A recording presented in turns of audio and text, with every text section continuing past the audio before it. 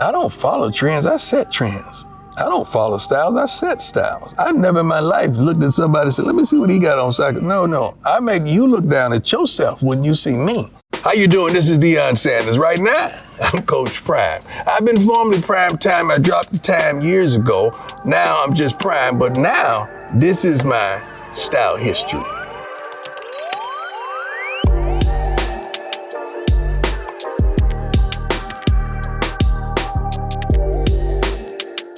Being inducted into the GQ Style Hall of Fame is flat out epic because it's always been a dream and desire. It's like the Hall of Fame in the NFL and College Football Hall of Fame. It's nothing that you call and ask and request.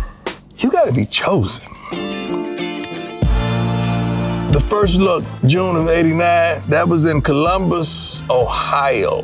I was playing for the AAA baseball team in the New York Yankees farm system. Wasn't really a happy time in my life because I've always been dominant. I'm young and I'm just understanding baseball and I was roughing it. Roughing it meaning I know I'm getting ready to be a top 5 NFL pick and I'm in AAA in baseball and someone wanted to do a photo shoot. It was hot out there.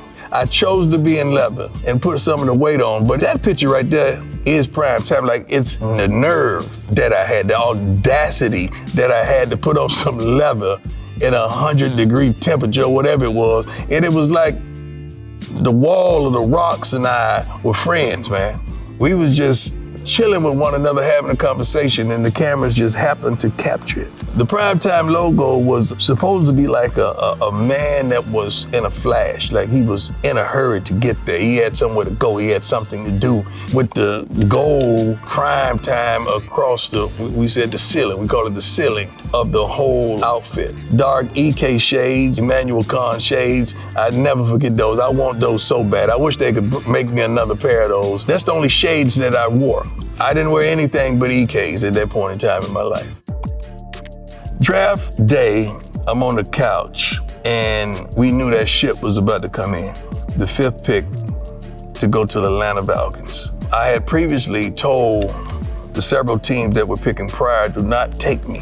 If you take me, I'm gonna play baseball. I loved Atlanta. Atlanta was a chocolate city. They were an understanding city. They were a city on the rise. They were a city that I could ride with, that I knew was gonna ride with me. I chose them and they chose me, and it was one of the greatest days of my life. And I'm holding my hands up like we just won, we scored. I was already a pro in baseball, not football.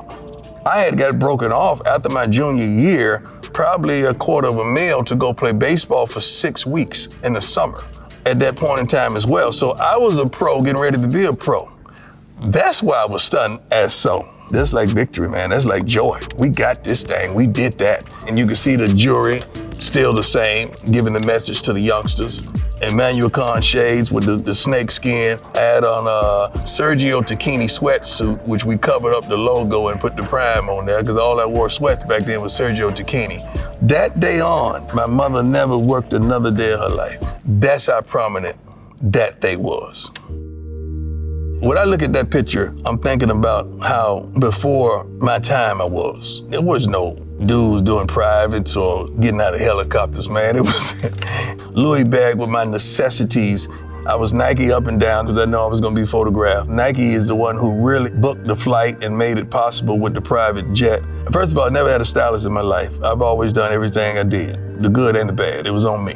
We ain't gonna blame nobody for the bad if you can't give them credit for the good. That was all me my whole career. I knew I was going from the cold of Pittsburgh to Miami, so that understood the jacket up top and the shorts down low because I wanted to be comfortable on the plane. Different shades, they wasn't EKs. My son just lost those darn shades 2 years ago and I'm still mad at him about that. And it was just an iconic night. But I was in turmoil right then, I really was, because they was talking so much junk about me going to do what was right. I'm going to help my football teammates out because I'm really on a football contract left. My baseball teammates who they were happy and elated that I was going to do such, and the media eat me alive like I'm selfish. And I'm over there on baseball, on a loan, just helping my guys out. No contract, no nothing. The football contract was the one. But they were so elated when they saw me the next day get on the bus to go play against Dan Marino and the Miami Dolphins. So that's a moment, man. Got to the Dallas Cowboys, and you got to understand, I had really never been to an NFL training camp. A lot of people forgot that. I had this other job called Major League Baseball, and they told me, everything is spread out, you got to have a golf cart. Okay, cool. Well, if I'm gonna do a golf cart, I'm gonna do a golf cart. That cart had air conditioning, it had an ice chest for my Yoo-Hoos. I used to love Yoo-Hoos. The back let down so a couple of other teammates could ride. It had a stereo system, a mist system, the top let down to a convertible.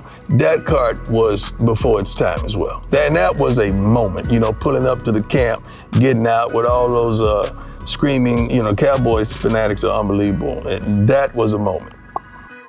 The first picture is practice, just chilling in practice, just a normal practice look. The second one, I think it was spring training with the Cincinnati Reds. And, I had to go with my bandana around and I'm working up a sweat. A little jewelry on just to let them know I'm still me. The third shot in February, this Pro Bowl. What's iconic about that picture is I'm 24. Everybody knows I'm 21. 2 in your program and 1 in your heart. But it was other cornerbacks. I believe Eric Allen had more seniority over me as an NFL player, so he won 21. And I remember saying to myself proudly, because I got love for Eric Allen, never again. Never again. What's mine is mine. And I don't think I ever wore other number other than 21 at the Pro Bowl ever again, unless I wanted to. Well, the thing about bandanas, I wore it for real. I wore bandanas as a shorty. So it's not like I changed. That was me for real when nobody was looking. That's who I was. I've been doing that since I was a shorty. Wristband around the neck, gold chain on. You can see, baseball is a traditional sport, so I couldn't be draped. So I had to have something on conservative, but you had to know it was me. Look good, feel good, play good. Play good, they pay good. They pay good, you live good. And it was iconic. I think they tried to find me for this picture because I was wearing my gear on the sideline that was like a ski jacket. Might have been a home game. I was injured, so I didn't play. And first of all, I hated not to play. That upset me as well, but I think they tried to find me for not wearing an NFL licensed jacket on the sideline. But we didn't have nothing that big and thick that kept me warm. Baseball was so traditional. They would place fear in your heart for the weak-minded that you couldn't do this and you couldn't do that. And it was traditional. And I was so glad once I established myself, I started saying, okay, well, why can't we do this? You got 4 different stages of prime. Okay, October 92, that was floating out of the locker room, getting ready to go to Miami or go somewhere. Reversible mink jacket, there's leather on the other side, reverse, hair whipped like we had a stylist in your darn locker room. That's how whipped the hair was. The shades was on point, Louis bag on the shoulder, skin looking like God just molded it right there. That was a iconic moment. The second one, I believe I was playing for the San Francisco Giants. And I'm smiling, looking at one of my teammates. I was rocking the braids then. I remember we went and found a sister in Oakland that knew how to do braids, man, and she whipped me up real quick. I don't think it was fresh, but she whipped me up real quick. The third one, when the old young prime, didn't know no better. Look, he wasn't even stunned then. He was mad. We was getting that butts kicked. That was during the season, because I'm sitting on the bench mad. I'm probably looking at one of my teammates and like, really, man? Dog, really? You just went out there and did, really? This is what you gonna do I'm looking at them like that. Curl looked wet, but it was dry. The curl looked wet, but it was dry. Just keep that in mind. But that was a young prime right there. The last one, the Cincinnati Reds, when I said, you know what, let me just give me a different look. That's the low cut, the waves, the whole schoolboy cut, looking young and innocent. It's time for humor, and we joking and clowning, probably with my boy Lenny Harris, but having a good time. But all 4 of those pictures, the commonality, it was all fun. Even though it was a little turbulence in the one, but it was all fun. I don't know where I am. I'm wearing all my stuff. Like, those are my shoes, I think had just come out. Custom hat, flipped backwards. I think I was wearing the loops at that time, and 2 chains. I think I was at a game or something, just letting them know that I was all state in basketball too, just in case they forgot. Just in case they ain't have an hour to Google me, because that's how long it's gonna take. November the 94, I never really duplicate. You will rarely see me with an outfit on twice. I have hundreds of suits. But that first suit that you're showing, when we shot the video, Must Be the Money, I remember wearing something sort of like that when I'm looking in like I'm looking in the mirror like, ain't nothing I can do with it. It's already perfect. And I'm trying to figure why I didn't wear the jacket because I rarely just vest it up.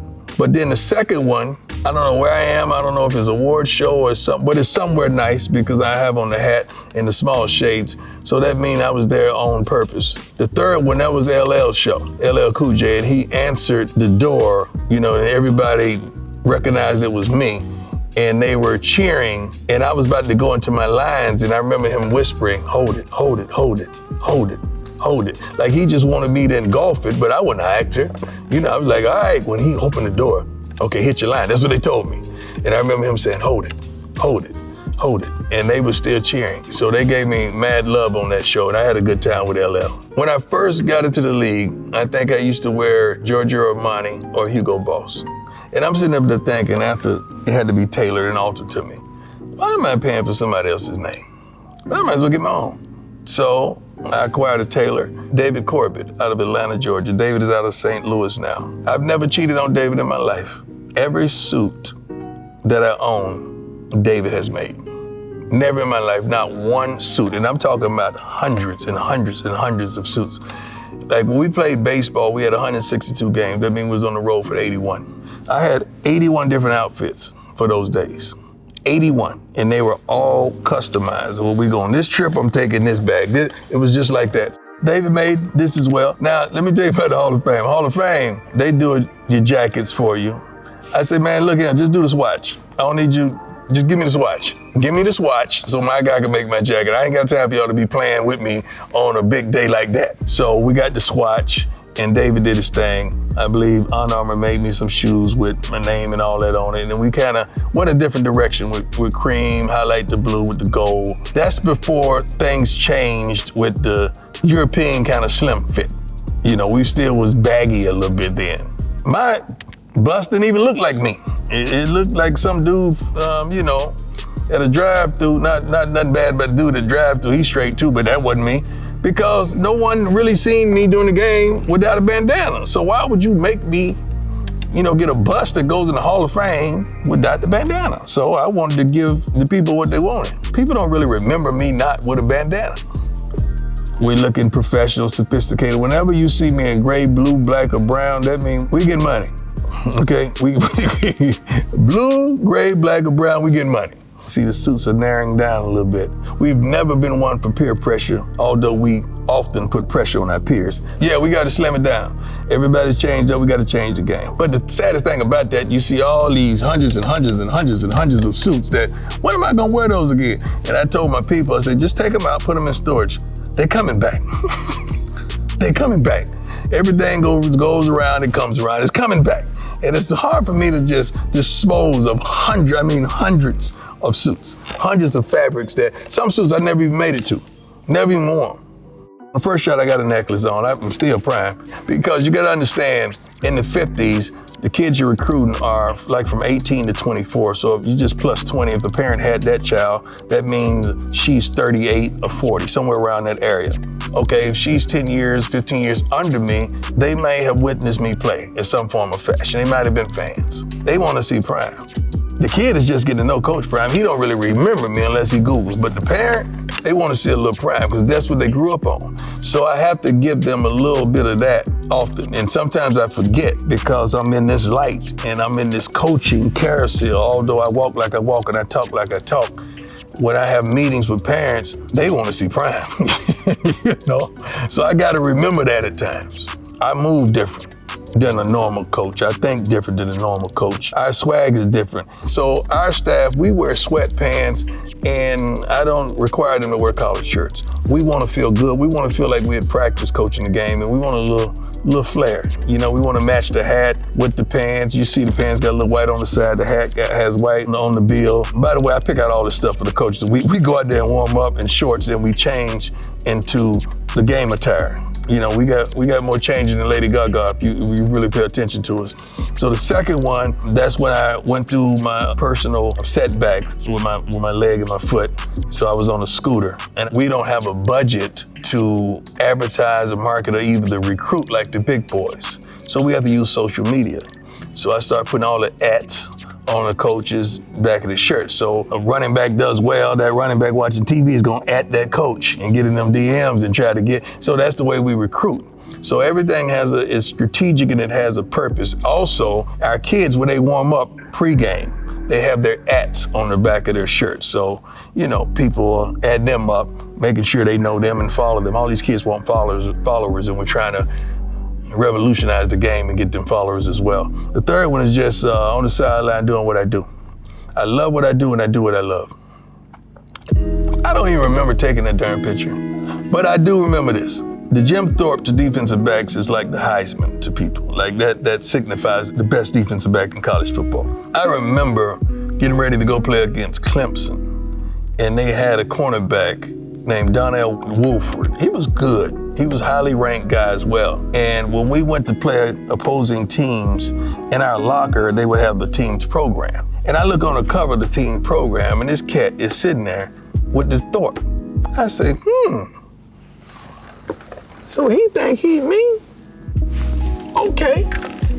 I think 76 yards later, and probably 4.1 seconds flat, the game changed. That little thing made me mad, man. That little picture just made me mad. Because I'm like, how can they have the audacity to put this in our locker? They know what they were doing. And this guy is sitting up there with a trophy. You might as well give that to me. I think I finished second or third the year prior, and the cat is sitting up there with my trophy. It's like he's sitting up there with my woman. All right, I got you. I housed that thing. Housed it. I mean, it's like they shut up. You know how the church choir at the hood, when everybody's going, he's like, and everybody's quiet? Took all that out of him. Took the darn breath out of him. I need you to know this. The curl was timely then. It wasn't like I was still rocking a curl and nobody else had a curl. I wasn't the only one on the team with a curl now. The sad thing about it, I went to college with a low cut. I grew the curl back just to be different. Because everybody else had different. I wanted to be different. So I grew the curl back in college, man. The journey we just went through was fascinating. It triggered some old emotions, some thoughts, some youthful thinking. The Bible says when I was a child, I thought as a child, I spoke as a child, I understood as a child. But when I became a man, I put away childish things. Some of that stuff was a little childish. And I'm happy and I'm thankful that you stayed with me and watched the maturation become a man. I appreciate you because you're making one of my childhood dreams come true. It may have taken us some time, but we're a full-blooded man now. And I appreciate you.